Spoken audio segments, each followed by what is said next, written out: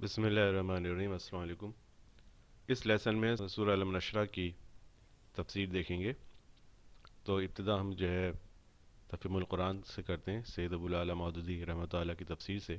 پچھلے لیسن میں ہم نے جب ترجمہ دیکھ رہے تھے تو کچھ الفاظ تھے جن کے معنی کی ہم نے کہا تھا کہ ہم تفسیر دیکھیں گے تو ہمیں اس کے صحیح معنی سمجھ میں آئیں گے، جس میں تھا کہ شرح صدر سے کیا مراد ہے، اور جو بوجھ ہے نبی صلی اللہ علیہ وسلم کو جو کہ ان پہ سے اتار دیا گیا وہ کیا ہے، اور اسی طرح سے جو ہے وہ فرق فنصب و الی ربی کا فرقم، ان سب کے معنی کو ہم تفسیر سے دیکھیں گے۔ تو سب سے پہلے ہم جو ہے وہ شرح صدر کے متعلق دیکھتے ہیں۔ اس سوال سے کلام کا آغاز، اور پھر اس سوال سے مراد علم نشرہ کہ کیا ہم نے نہیں کھول دیا آپ کا دل، سینہ، تو یہ اس سوال کی طرف پوائنٹ آؤٹ کر رہے ہیں۔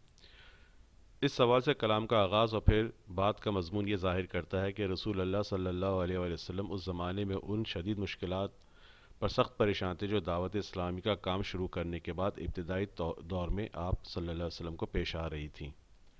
ان حالات میں اللہ تعالیٰ نے آپ صلی اللہ علیہ وسلم کو مخاطب کر کے تسلی دیتے ہوئے فرمایا، اے نبی صلی اللہ علیہ وسلم، کیا ہم نے یہ اور یہ عنایات تم پر نہیں کی ہیں؟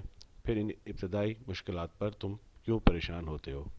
سینہ کھولنے کا لفظ قرآن مجید میں جن مواقع پر آیا ہے ان پر نگاہ ڈالنے سے معلوم ہوتا ہے کہ اس کے دو معنی ہیں۔ جیسے سورہ انعام آیت نمبر 125، بس جس شخص کو اللہ تعالی ہدایت بخشنے کا ارادہ فرماتا ہے اس کا سینہ اسلام کے لیے کھول دیتا ہے۔ اور سورہ زمر کی آیت نمبر 22 میں فرمایا، تو کیا وہ شخص جس کا سینہ اللہ نے اسلام کے لیے کھول دیا ہو پھر وہ اپنے رب کی طرف سے ایک روشنی پہ چل رہا ہو؟ ان دونوں مقامات پر شرح صدر سے مراد ہر قسم کے ذہنی خلجان اور تردد سے پاک ہو کر اس بات پر پوری طرح مطمئن ہو جانا ہے کہ اسلام کا راستہ ہی برحق ہے، اور وہی عقائد، وہی اصول اخلاق و تہذیب و تمدن اور وہی احکام و ہدایت بالکل صحیح ہیں جو اسلام نے انسان کو دیے ہیں۔ سورہ شعراء آیت نمبر 12 تا 13 میں ذکر آیا ہے کہ حضرت موسیٰ علیہ السلام کو جب اللہ تعالیٰ نے نبوت کے منصب عظیم پر معمور کر کے فرعون اور اس کی عظیم سلطنت سے جا ٹکرانے کا حکم دے رہا تھا تو انہوں نے عرض کیا، میرے رب، میں ڈرتا ہوں کہ وہ لوگ مجھے جھٹلا دیں گے اور میرا سینہ تنگ ہو رہا ہے۔ اور سورہ طٰہٰ آیت نمبر 25 تا 26 میں بیان کیا گیا کہ اسی موقع پر حضرت موسیٰ علیہ السلام نے اللہ تعالیٰ سے دعا مانگی کہ میرے رب، میرے سینے میرے لیے کھول دے اور میرا کام میرے لیے آسان کر دے۔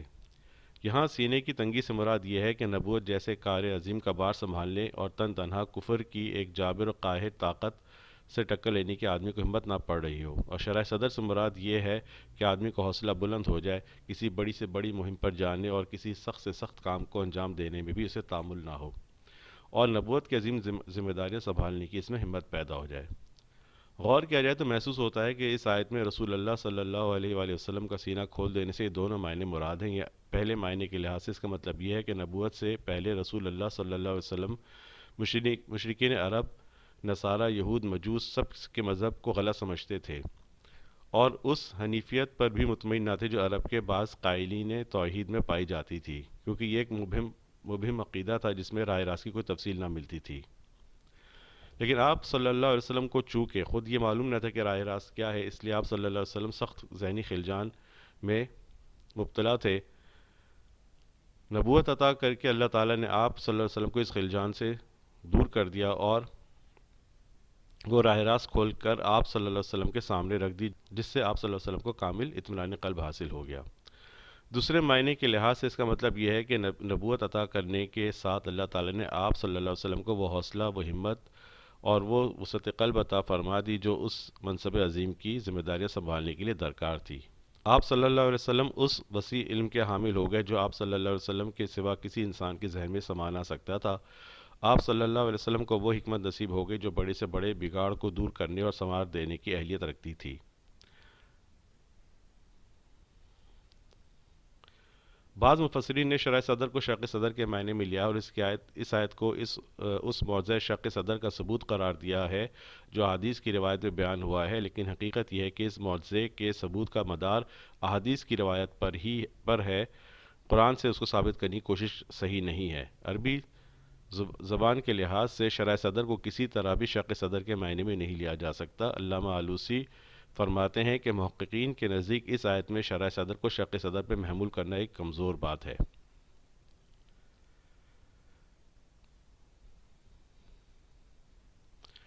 اب یہ جو تھا وَوَضَعْنَا عَنْكَ وِزْرَكَ، تو اس میں جو بوجھ کا ذکر ہے کہ ہم نے آپ کا بوجھ ہلکا کر دیا، اتار دیا، تو اس میں بوجھ سے کیا مراد ہے، اس کی تفسیر ہے۔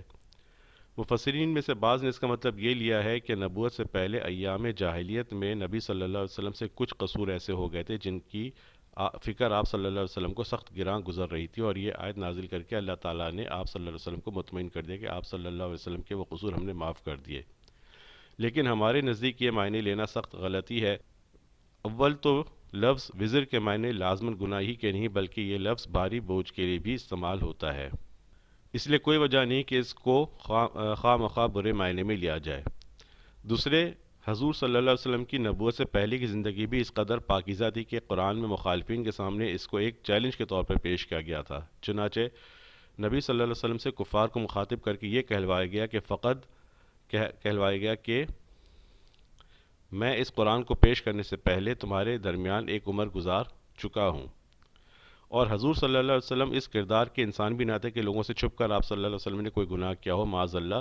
اگر ایسا ہوتا تو اللہ تعالیٰ اس سے ناواقف نہ ہو سکتا تھا کہ جو شخص کوئی چھپا ہوا داغ اپنے دامن پر لیے ہوئے ہوتا، اسے خلق خدا کے سامنے وہ برملا بات کہلواتا جو سورہ یونس کی مذکورہ بالا آیت میں اس نے کہلوائی۔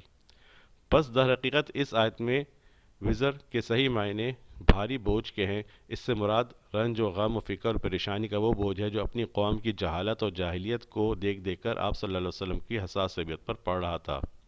آپ صلی اللہ علیہ وسلم کے سامنے بت پوجے جا رہے تھے، شرک اور مشرکانہ اوہام اور رسوم کا بازار گرم تھا، اخلاقی گندگی اور بے حیائی ہر طرف پھیلی ہوئی تھی، معاشرت میں ظلم اور معاملات میں فساد عام تھا۔ یہ حالت دیکھ کر آپ صلی اللہ علیہ وسلم کڑتے تھے، مگر اس بگاڑ کو دور کرنے کی کوئی صورت آپ صلی اللہ علیہ وسلم کو نظر نہ آتی تھی۔ یہی فکر آپ صلی اللہ علیہ وسلم کی کمر توڑے ڈال رہی تھی، جس کا بار گراں اللہ تعالیٰ نے ہدایت کا رستہ دکھا کر آپ صلی اللہ علیہ وسلم کے اوپر سے اتار دیا، اور نبوت کے منصب پر سرفراز ہوتے ہی آپ صلی اللہ علیہ وسلم کو معلوم ہو گیا کہ توحید اور آخرت اور رسالت پر ایمان ہی وہ شاہ کلید ہے جس سے انسانی زندگی کے ہر بگاڑ کا قفل کھولا جا سکتا ہے اور زندگی کے ہر پہلو میں اصلاح کا راستہ صاف کیا جا سکتا ہے۔ اللہ تعالیٰ کی اس رہنمائی نے آپ صلی اللہ علیہ وسلم کے ذہن کا سارا بوجھ ہلکا کر دیا، اور آپ صلی اللہ علیہ وسلم پوری طرح مطمئن ہو گئے۔ اب وَرَفَعْنَا لَكَ ذِكْرَكَ کے متعلق ہے۔ سب سے پہلے آپ صلی اللہ علیہ وسلم کے رفع ذکر کا کام اللہ تعالیٰ نے خود آپ صلی اللہ علیہ وسلم کے دشمنوں سے لیا۔ کفار مکہ نے آپ صلی اللہ علیہ وسلم کو ذکر دینے کے لیے جو طریقے اختیار کیے، ان میں سے ایک یہ تھا کہ حج کے موقع پر جب تمام عرب سے لوگ کھچ کر ان کے شہر میں آتے تو اس زمانے میں کفار کے وفود حاجیوں کے ایک ڈیرے پہ جاتے اور لوگوں کو خبردار کرتے کہ یہاں ایک خطرناک شخص محمد نامی ہے جو لوگوں پر ایسا جادو کرتا ہے کہ باپ بیٹے، بھائی اور شوہر اور بیوی میں جدائی پڑ جاتی ہے، اس لیے ذرا اس سے بچ کے رہنا۔ یہی باتیں وہ ان لوگوں سے بھی کہتے جو حج کے سوا دوسرے دنوں میں زیارت یا کسی کاروبار کے سلسلے میں مکہ آتے تھے۔ اس طرح اگرچہ وہ حضور صلی اللہ علیہ وسلم کو بدنام کر رہے تھے، لیکن اس کا نتیجہ یہ ہوا کہ عرب کے گوشے گوشے میں آپ صلی اللہ علیہ وسلم کا نام پہنچ گیا، اور مکہ کے گوشہ گمنامی سے نکل کر خود دشمنوں نے آپ صلی اللہ علیہ وسلم کو تمام ملک کے قبائل سے متعارف کرا دیا۔ اس کے بعد یہ بالکل فطری امر تھا کہ لوگ معلوم کریں کہ وہ شخص کون ہے، کیا کہتا ہے، کیسا آدمی ہے، اس کے جادو سے متاثر ہونے والے کون لوگ ہیں، اور ان پر اس کے جادو کا آخر کیا اثر پڑا ہے۔ کفار مکہ کا پروپیگنڈا جتنا بڑھتا چلا گیا، لوگوں میں جستجو بھی بڑھتی چلی گئی۔ پھر جب اس جستجو کے نتیجے میں لوگوں کو آپ صلی اللہ علیہ وسلم کے اخلاق اور آپ صلی اللہ علیہ وسلم کی سیرت و کردار کا حال معلوم ہوا، جب لوگوں نے قرآن سنا اور انہیں پتہ چلا کہ وہ تعلیمات کیا ہیں، اور جب دیکھنے والوں نے یہ دیکھا کہ جس چیز کو جادو کہا جا رہا ہے سے متاثر ہونے والوں کی زندگیاں عرب کے عام لوگوں کی زندگیوں سے کس قدر مختلف ہو گئی ہیں، تو وہی بدنامی نیک نامی سے بدلنی شروع ہو گئی، حتیٰ کہ ہجرت کا زمانہ آنے تک نوبت یہ پہنچ گئی کہ دور و نزدیکی عرب قبائل میں شاید ہی کوئی قبیلہ ایسا رہ گیا ہو جس میں کسی نہ کسی شخص یا کنبے نے اسلام قبول نہ کر لیا ہو۔ پھر باقی اور بھی نبی صلی اللہ علیہ وسلم کے کس طرح سے جو نام بلند ہوتا رہا، یعنی کہ دشمن ان کے نام ان کو بدنام کرنا چاہ رہے تھے، لیکن اللہ تعالیٰ کس طرح سے ان کے ذکر کو بلند کرتے گئے، اس کا ذکر ہے مدینے میں اور مختلف جگہوں پر۔ اب اس کے بعد جو ہے وہ جب تیسرے مرحلے کا ذکر ہو رہا ہے، یعنی کہ مدینہ کی زندگی، یعنی کہ نبی صلی اللہ علیہ وسلم کی زندگی کے بعد کا. پھر تیسرے مرحلے کا افتتاح خلافت راشدہ کے دور سے ہوا، جب آپ صلی اللہ علیہ وسلم کا نام مبارک تمام روئے زمین میں بلند ہونا شروع ہو گیا. یہ سلسلہ آج تک بڑھتا ہی جا رہا ہے اور انشاءاللہ قیامت تک بڑھتا رہے گا. دنیا میں کوئی جگہ ایسی نہیں جہاں مسلمانوں کی کوئی بستی موجود ہو اور دن میں 5 مرتبہ اذان میں بآواز بلند محمد صلی اللہ علیہ وسلم کی رسالت کا اعلان نہ ہو رہا ہو، نمازوں میں حضور صلی اللہ علیہ وسلم پہ درود نہ بھیجا جا رہا ہو، جمعہ کی خطبوں میں آپ صلی اللہ علیہ وسلم کا ذکر خیر نہ کیا جا رہا ہو، اور سال کے 12 مہینوں میں سے کوئی دن اور دن کے 24 گھنٹوں میں سے کوئی وقت ایسا نہیں جب روئے زمین میں کسی نہ کسی جگہ حضور صلی اللہ علیہ وسلم کا ذکر مبارک نہ ہو رہا ہو. یہ قرآن کی صداقت کا ایک کھلا ہوا ثبوت ہے کہ جس وقت نبوت کے ابتدائی دور میں اللہ تعالیٰ نے فرمایا کہ وَرَفَعْنَا لَكَ ذِكْرَكَ، اس وقت کوئی شخص بھی اندازہ نہ کر سکتا تھا کہ یہ رفع ذکر اس شان سے اتنا بڑے پیمانے پر ہوگا. حدیث میں حضرت ابو سعید کی روایت ہے کہ رسول اللہ صلی اللہ علیہ وسلم نے فرمایا، جبرائیل میرے پاس آئے اور مجھ سے کہا کہ میرا رب اور آپ صلی اللہ علیہ وسلم کا رب پوچھتا ہے کہ میں نے کس طرح تمہارا رفع ذکر کیا. میں نے عرض کیا اللہ ہی بہتر جانتا ہے. انہوں نے کہا اللہ کا ارشاد ہے کہ جب میرا ذکر کیا جائے گا تو میرے ساتھ تمہارا بھی ذکر کیا جائے گا. بات کی پوری تاریخ شہادت دے رہی کہ بات حرف بحرف پوری ہوئی. اب اسی شرح صدر کے متعلق تفسیر ابن کثیر میں روایت ہے. حضرت ابی بن کعب رضی فرماتے ہیں کہ حضرت ابو ہریرہ رضی رسول اللہ صلی اللہ علیہ وسلم کی بارگاہ میں سوال کرنے میں جری تھے. وہ ایسے امور کے بارے میں بھی سوال کرتے تھے جن کے بارے میں کوئی اور نہیں کر سکتا تھا. ایک دن آپ نے پوچھا یا رسول اللہ صلی اللہ علیہ وسلم، آپ نے امر نبوت میں سب سے پہلے کس چیز کو دیکھا؟ نبی کریم صلی اللہ علیہ وسلم سنبھل کر بیٹھ گیا اور فرمایا اے ابو ہریرہ، میری عمر ابھی 10 سال تھی. میں جنگل میں کھڑا تھا کہ میں نے آسمان کی طرف سے کچھ آواز سنی کہ ایک شخص دوسرے سے کہہ رہا ہے کیا یہ وہی ہیں؟ تھوڑی دیر بعد دونوں شخص میرے سامنے آ گئے. ان کے چہرے بڑے منور تھے کہ میں نے ایسے چہرے پہلے نہیں دیکھے تھے. ان سے ایسی خوشبو آ رہی تھی کہ پہلے ایسی خوشبو نہیں دیکھی تھی. وہ ایسے کپڑے پہنے ہوئے تھے کہ جو پہلے کبھی نہیں دیکھے تھے. دونوں میرے قریب آ گئے اور ان دونوں نے مجھے بازو سے تھام لیا، لیکن مجھے محسوس نہ ہوا کہ انہوں نے مجھے پکڑا. ان میں سے ایک نے کہا ان کو لٹا دو. انہوں نے مجھے بڑے آرام سے لٹایا. پھر ایک نے دوسرے سے کہا ان کے سینے کو شق کر دو. ایک میرے سینے کی طرف بڑھا اور میرے سینے کو شق کر دیا، لیکن نہ تو میرا خون نکلا اور نہ مجھے تکلیف محسوس ہوئی. ایک نے کہا اس میں سے کینہ اور حسد نکال دو. اس نے جمے ہوئے خون کی مثل کوئی چیز نکالی اور اسے پھینک دیا. پھر کہا اس میں نرمی اور رحمت داخل کر دو. اس نے چاندی کی مثل کوئی چیز ڈالی. پھر میرے دائیں پاؤں کے انگوٹھے کو ہلا کر کہا جائیے اور سلامتی سے زندگی گزاریے. میں چلا تو دیکھا کہ میرے دل میں ہر چھوٹے کے لیے نرمی اور ہر بڑے کے لیے رحمت ہے. مجاہد رحمۃ اللہ فرماتے ہیں اللہ تعالیٰ کا ارشاد ہے کہ میرے ذکر کے ساتھ تیرا ذکر کیا جائے گا، جیسے اشہد لا الہ الا اللہ و اشہد ان محمد رسول اللہ. قتادہ رحمۃ اللہ فرماتے ہیں کہ اللہ تعالیٰ نے اپنے محبوب کا ذکر دنیا آخرت میں بلند کر دیا. ہر خطیب اور توحید الہی کی گواہی دینے والا اور نمازی یہی ندا دیتا ہے اشہد لا الہ الا اللہ و اشہد ان محمد رسول اللہ.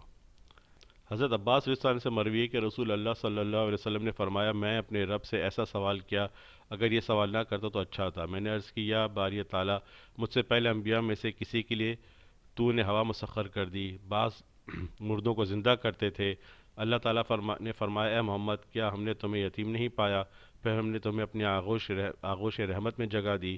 میں نے عرض کی کہ یہ کیوں نہیں؟ میرے پروردگار نے فرمایا کیا میں نے تمہیں اپنی محبت میں خود رفتہ پا کر تمہیں منزل مقصود تک نہ پہنچایا؟ میں نے عرض کی کیوں نہیں؟ فرمایا میں نے تمہیں حاجت مند پا کر غنی نہیں کیا؟ عرض کی کیوں نہیں میرے پروردگار؟ فرمایا کیا میں نے تمہارے لیے تمہارے سینے کو کشادہ نہیں کیا؟ کیا تمہاری خاطر تمہارے ذکر کو بلند نہیں کیا؟ عرض کی کیوں نہیں پروردگار؟ حضرت انس رضی اللہ عنہ روایت کرتے ہیں کہ رسول اللہ صلی اللہ علیہ وسلم نے ارشاد فرمایا جب زمین و آسمان کے ان تمام امور سے فارغ ہو گیا جن کا میرے پروردگار نے مجھے حکم دیا تھا، تو میں نے عرض کیا رب، تو نے مجھ سے پہلے ہر نبی کو عزت و تکریم دی. حضرت ابراہیم علیہ السلام کو خلیل اور حضرت موسیٰ علیہ السلام کو کلیم بنایا. حضرت داؤد علیہ السلام کے لیے پہاڑوں کو مسخر کیا اور حضرت سلیمان علیہ السلام کے لیے جنوں کو. حضرت عیسیٰ علیہ السلام کے لیے تو نے مردوں کو زندہ کیا. پروردگار میرے لیے کیا کیا؟ اللہ تعالیٰ نے ارشاد فرمایا میں نے تمہیں ان سب سے افضل چیز عطا نہیں فرمائی، یہ کہ جہاں میرا ذکر ہوگا وہاں تیرا ذکر بھی ہوگا. میں نے تیری امت کے سینوں کو اس طرح کشادہ کر دیا کہ کامل قرآن اپنے سینے میں محفوظ کر لیتے ہیں، اور یہ چیز میں نے کسی اور امت کو نہیں دی. اور میں نے تمہیں عرش کے خزانوں میں سے خزانہ عطا فرمایا، یعنی لا حول ولا قوت الا باللہ العلی العظیم۔ اب ہم معرف القرآن میں حضرت مفتی محمد شفیع رحمۃ اللہ کی جو تفسیر ہے اس میں وزر کے معنی دیکھتے ہیں۔ وزر کے لفظی معنی بوجھ کے ہیں۔ جیسے کوئی بڑا بوجھ انسان پر لاد دیا جائے تو اس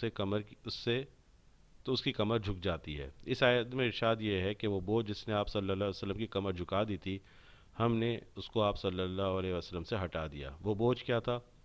اس کی ایک تفسیر تو وہ ہے جو اوپر خلاصہ تفسیر میں گزر چکی ہے کہ اسے وہ جائز و مباح کام ہیں جن کو بعض اوقات رسول اللہ صلی اللہ علیہ وسلم نے قرین حکمت اور مصلحت سمجھ کر اختیار کر لیا، اور بعد میں معلوم ہوا کہ وہ مصلحت کے خلاف تھے۔ رسول اللہ صلی اللہ علیہ وسلم کو اپنی بلند شان اور تقرب الہی میں خاص مقام حاصل ہونے کی بنا پر ایسی چیزوں پر بھی سخت رنج و ملال اور صدمہ ہوتا تھا۔ حق تعالیٰ نے اس آیت میں بشارت سنا کر وہ بوجھ آپ صلی اللہ علیہ وسلم سے ہٹا دے کہ ایسی چیزوں پر آپ سے مواخذہ نہ ہوگا۔ بعض حضرات مفسرین نے وزر کے معنی بوجھ کی مراد اس جگہ یہ لکھی کہ ابتدائے نبوت میں وحی کا اثر بھی آپ پر شدید ہوتا تھا، اور اس میں آپ صلی اللہ علیہ وسلم پر جو ذمہ داری ساری دنیا میں کلمہ حق پھیلانے اور کفر و شرک کو مٹا کر خلق خدا کو توحید پر جمع کرنے کی ڈالی گئی تھی، اور اس سب کام میں حکم یہ تھا کہ آپ امر الہی کے مطابق استقامت پر رہیں، جس میں کسی طرف جھکاؤ نہ ہو۔ اس کا بار عظیم رسول اللہ صلی اللہ علیہ وسلم محسوس فرماتے تھے، اور بعض روایات حدیث میں آیا کہ آپ کی داڑھی مبارک میں کچھ سفید بال آ گئے تو آپ صلی اللہ علیہ وسلم نے فرمایا کہ اس آیت نے مجھے بوڑھا کر دیا۔ یہ وہ بوجھ تھا جس کو آپ صلی اللہ علیہ وسلم کے قلب سے ہٹا دینے کی بشارت اس آیت میں دی گئی ہے، اور اس کے ہٹا دینے کی صورت اگلی آیت میں یہ آئی ہے کہ آپ کی ہر مشکل کے بعد آسانی ہونے والی ہے۔ حق تعالیٰ نے شرح صدر کے ذریعے آپ کو حوصلہ اتنا بلند فرما دیا کہ یہ سب مشکلات آسان نظر آنے لگیں اور وہ بوجھ نہ رہا۔ حضرت حسن بصری رحمۃ اللہ سے روایت ہے کہ فرماتے ہیں کہ ہم سے بیان کیا گیا کہ رسول اللہ صلی اللہ علیہ وسلم نے اپنے صحابہ کو اس آیت سے بشارت سنائی اور فرمایا کہ ایک اسر دو یسروں پر، یعنی کہ ایک مشکل دو آسانیوں پر غالب نہیں آ سکتی۔ چنانچہ تاریخ و سیرت کی سب کتابیں جو اپنوں اور غیر مسلموں و غیر مسلم لکھی ہیں، اس پر شاہد ہے کہ جو کام مشکل سے مشکل بلکہ لوگوں کی نظر میں ناممکن نظر آتے تھے، آپ کے لیے وہ سب آسان ہوتے چلے گئے۔ اب تفسیر قرطبی میں دیکھیں تو وہاں پر ہے کہ وَوَضَعْنَا عَنْكَ وِزْرَكَ کے معنی ہم نے آپ سے گناہ کو اتار دیا۔ حضرت انس رضی اللہ عنہ نے وحللنا وحتتنا بھی پڑھا ہے، اور حضرت ابن مسعود نے وحللنا عَنْكَ وِقْرَكَ پڑھا ہے۔ یہ آیت بھی اللہ تعالیٰ کے اس فرمان کی طرح ہے کہ لِيَغْفِرَ لَكَ اللَّهُ مَا تَقَدَّمَ مِن ذَنبِكَ وَمَا تَأَخَّرَ۔ ایک قول یہ کیا گیا ہے نبوت سے قبل جو کچھ تھا اس کو آپ سے دور کر دیا۔ وزر کا معنی گناہ ہے، معنی یہ ہوگا کہ دور جاہلیت کے جن معمولات میں آپ عمل پیرا تھے ان کو آپ سے دور کر دیا، کیونکہ نبی کریم صلی اللہ علیہ وسلم اکثر معاملات زندگی میں اپنی قوم جیسے تھے، اگرچہ آپ نے کسی بت کی کبھی عبادت نہ کی۔ نبی کریم صلی اللہ علیہ وسلم کے کچھ اعمال تھے جنہوں نے آپ کو بوجھل کر رکھا تھا، اللہ تعالیٰ ان سب کو آپ کے لیے بخش دیا۔ اور تفسیر مظہری میں تھوڑا سا جو وزر کا معنی وہ ڈیفرنٹ لیا گیا ہے۔ وزر کا اصل معنی پہاڑ ہے۔ اللہ تعالیٰ کا فرمان ہے کلا لا وزر، یعنی وہاں کوئی پہاڑ، وہاں ایسا پہاڑ نہیں ہوگا جہاں پناہ لی جا سکے، لیکن یہاں استعارہ کے طور پر اس سے مراد بوجھ ہے۔ اس ثقل سے مراد یا تو فراق کا غم ہے یا چھوڑنے کا وہم، جس نے حضور صلی اللہ علیہ وسلم کو غمگین کر دیا اور آپ کی پشت کو بوجھل کر دیا۔ اللہ تعالیٰ نے سورۃ دوحہ اور علم نشرہ کے آیات کو نازل فرما کر غم و حزن کو دور کر دیا، یہاں تک کہ آپ کی طبیعت کو سکون آ گیا، نفس کو قرار آ گیا، اور آپ کو معلوم ہو گیا کہ وہی میں یہ انقطاع قطع تعلقی اور ناراضگی کی وجہ نہ تھی بلکہ حکمت اور منفعت کی وجہ سے تھا۔ اللہ تعالیٰ نے اس غم کو نعمت میں شمار کیا، یا اس وزر سے مراد دعوت حق اور احکام کی تبلیغ، احکام کو بجا لانے سے رکنے کی مشکل تکالیف ہیں، کیونکہ شرعی امور کو بجا لانا بہت ہی مشکل ہے۔ کیا تم دیکھتے نہیں کہ آسمانوں، زمینوں اور پہاڑوں نے اس بات سے انکار کر دیا کہ وہ اس نعمت کو اٹھائیں گے، بلکہ وہ خوفزدہ ہو گئے۔ اللہ تعالیٰ کا فرمان ہے یہ ڈرنے والوں پر بہت ہی بھاری ہے۔ جب اللہ تعالیٰ نے ان کے سینے کو ایمان اور حکمت کے لیے کھول دیا، شیطان کے حصے اور نفس کو ان رذائل کو زائل کر دیا جو نفوس کی فطرت میں موجود ہیں، تو شرعی احکام آپ صلی اللہ علیہ وسلم کے لیے مرغوب اور پسندیدہ ہو گئے۔ یہاں تک کہ آپ صلی اللہ علیہ وسلم نے کہا میری آنکھوں کی ٹھنڈک نماز میں ہے۔ یہ مرتبہ جسے اللہ تعالیٰ نے یہ مرتبہ جسے اللہ تعالیٰ نے بوجھ ہلکا کرنے سے تعبیر کیا۔